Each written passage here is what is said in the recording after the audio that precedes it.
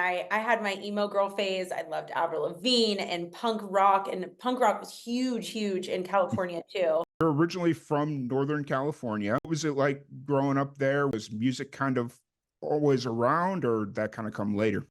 Oh yeah, music was huge. My family is really big into music. My siblings, my parents, my grandparents, I grew up on everything, every type of music. My sisters were huge, with some kind of like reggae, indie stuff. My parents loved early the 90s, early 2000s, and then my father loved rock and roll. So I had a great mix and we went to a lot of live shows. We had great venues, so it was a good time.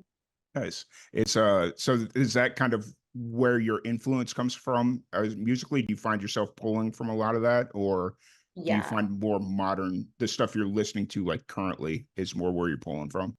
No, I mean, honestly, it really is a lot of the old school stuff and what I was raised on, a lot of that. Also, I mean, like I said, it was a lot of country and it was a lot of rock and roll. But Mhm. don't get me wrong, when I had my emo girl phase, I loved Avril Lavigne and punk rock was huge in California too. So a lot of that comes out. And the older I get, the more I find myself pulling from different, genres I listen to, not realizing like, oh, it wasn't just country. It was all of these things. Mhm. So it definitely inspires a lot of my sound. Sure.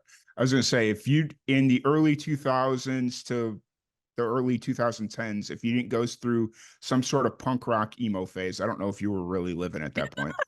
Right?